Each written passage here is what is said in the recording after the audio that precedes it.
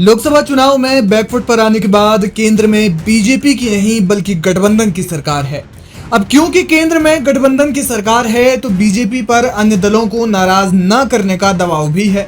ये दबाव पहले लोकसभा सत्र के दौरान ही दिख गया था, लेकिन दबाव और बढ़ेगा ये तय है। वो इसलिए इसके बाद अगले साल के मध्य तक बिहार में भी चुनाव संपन्न हो जाएंगे। हालांकि बिहार चुनावों के लिए 1 साल का समय शेष है, लेकिन एनडीए के सहयोगी दलों ने सीट शेयरिंग को लेकर तेवर अभी से दिखाने शुरू कर दिए हैं। जी हां, बिहार के सत्ताधारी गठबंधन के सहयोगी दलों ने लगता है कि अभी से मन बना लिया है कि वे कितनी सीटों पर चुनाव लड़ेंगे। बिहार के पूर्व मुख्यमंत्री और वर्तमान में मोदी कैबिनेट में मंत्री जीतन राम मांझी ने विधानसभा चुनाव के लिए 25 सीटों पर अपना दावा ठोक दिया है। उन्होंने एक प्रेस कॉन्फ्रेंस के दौरान कहा कि वे इस बार 25 से कम सीटों पर तो नहीं मानेंगे, यानी उन्होंने बीजेपी और जेडीयू के सामने अपने तेवर दिखाए हैं। जीतन राम मांझी ने कहा कि हिंदुस्तान अवाम मोर्चा 2025 के चुनाव में कम से कम 25 सीटों पर चुनाव लड़ेगी, इसलिए हमारी पार्टी की तैयारी 75 से 100 सीटों पर है, जहां हम गठबंधन के अन्य दलों की मदद करेंगे। इस दौरान जीतन राम मांझी ने कहा 2025 में हम कम से कम 25 सीटों पर जरूर लड़ेंगे और इसके लिए हमारी पार्टी की तैयारी 25 नहीं बल्कि 75 से 100 सीटों पर है, जहां हम गठबंधन के लोगों की मदद करेंगे।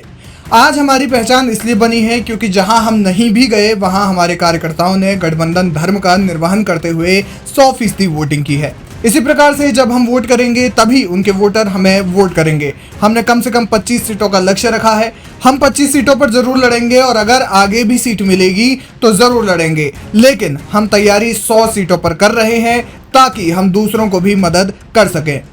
जीतन राम मांझी ने एक कार्यक्रम के दौरान कटाक्ष करते हुए भी नीतीश कुमार को धन्यवाद दिया। उन्होंने कहा कि जब 2015 में हम उनसे अलग हुए और अपनी पार्टी बनाई तो नीतीश जी ने कहा था कि जीतन राम मांझी से पार्टी चलेगी, उनके पास न पैसा है और न कौड़ी है, वे कैसे चलाएंगे पार्टी। लेकिन आज हमारी पार्टी चल नहीं रही है बल्कि दौड़ रही है। हालांकि जीतन राम मांझी के 25 सीटों वाले बयान पर जेडीयू की भी प्रतिक्रिया आई है। जेडीयू के प्रदेश प्रवक्ता अंजुम आरा ने कहा कि सब अपनी भावनाएं व्यक्त कर सकते हैं, लेकिन विधानसभा चुनाव में सीट शेयरिंग गठबंधन का शीर्ष नेतृत्व तय करेगा। बिहार में विधानसभा के पिछले चुनाव में गठबंधन के तहत जीतन राम मांझी की हिंदुस्तान अवाम मोर्चा 7 सीटों पर चुनाव लड़ी थी।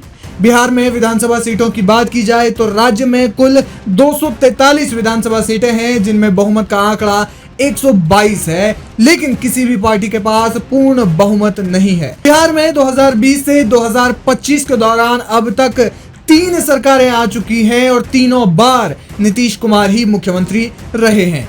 बहरहाल जीतन राम मांझी के बयान के बाद कौन सी पार्टी अपने तेवर दिखाती है, ये देखना दिलचस्प होगा।